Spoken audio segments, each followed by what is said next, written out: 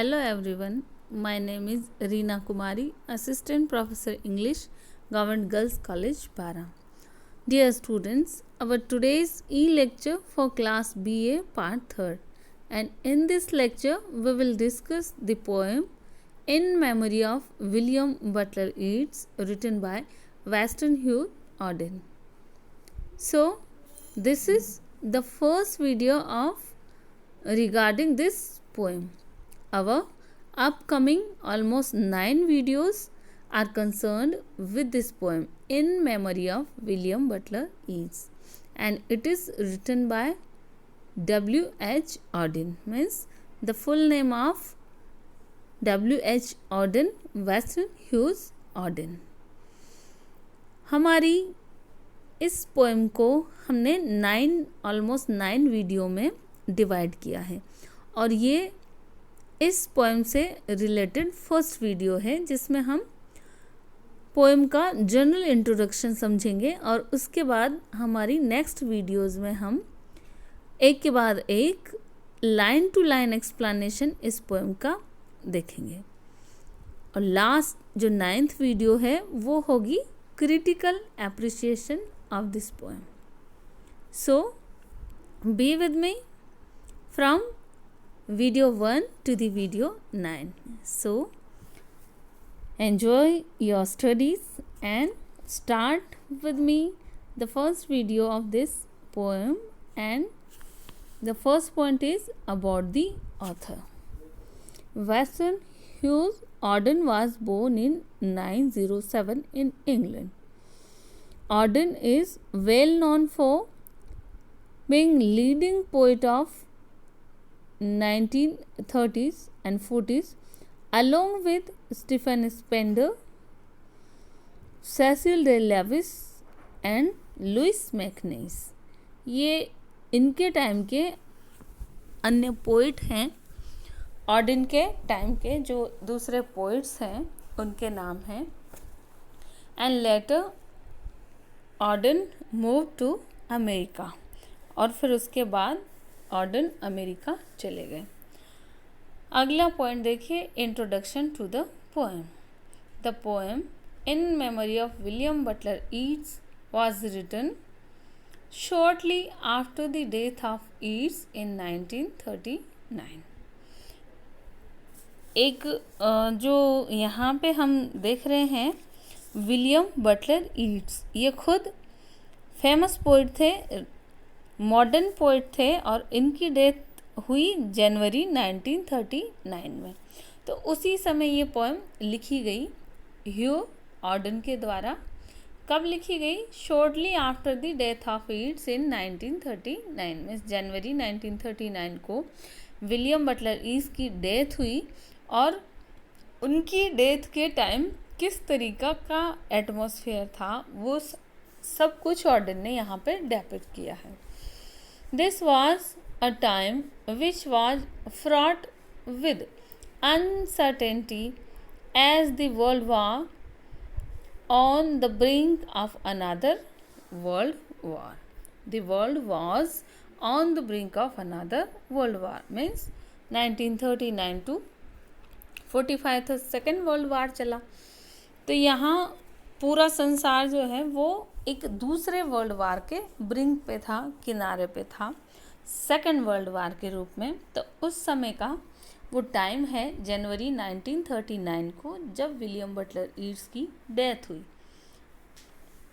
And it was at this time that Auden also moved to America.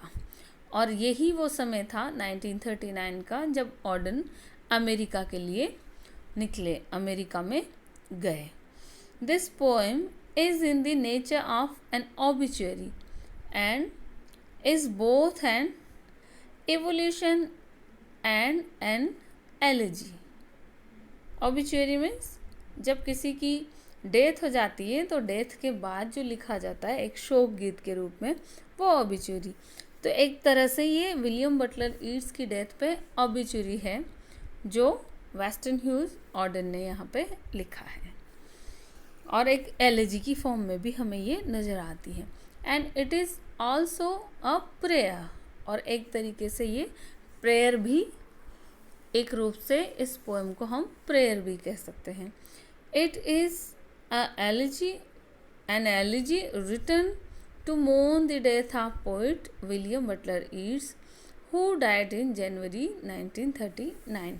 और ये एक तरह से एक मौन है, एक शोक मनाया गया है विलियम बटलर ईट्स की डेथ पे जो हुई जनवरी 1939 को.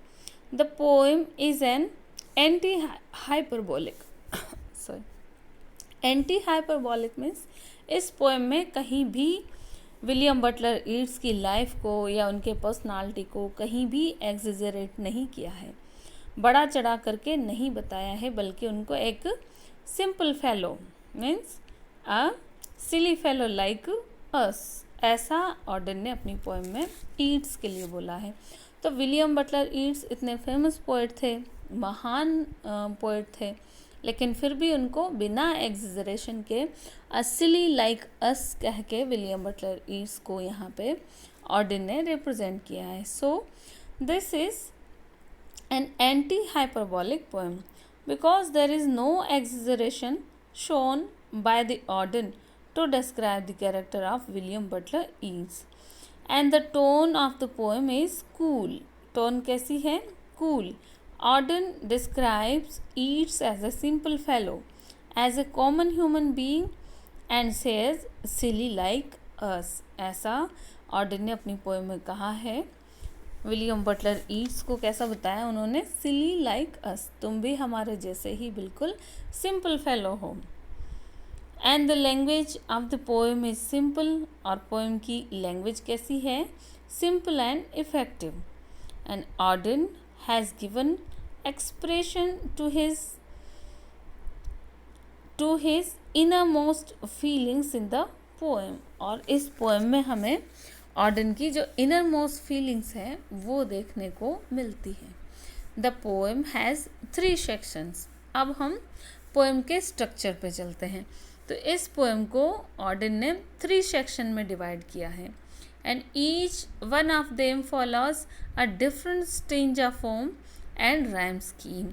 और हर स्टेंजा में अलग अलग राइम स्कीम है और अलग अलग ही स्टेंजा फॉर्म है.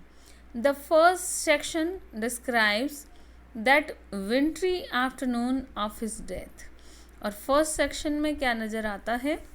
विलियम बटलर ईट्स की डेथ के टाइम जो समय था, जो एटमॉस्फेयर था, उसको यहाँ पे दिखाया है सेक्शन फर्स्ट में. And at the moment he was still alive but with the rumours of his illness the rumour of his death was also spread all over the city. और जिस समय फर्स्ट सेक्शन में वो depict किया है Orton ने कि अभी ईट्स जो है वो अलाइव हैं, मरे नहीं हैं, लेकिन फिर भी उनकी तबीयत बिगड़ने की र्यूमर जो अफवाह है उसके साथ साथ उनकी मृत्यु की अफवाह भी पूरे शहर में फैल गई है.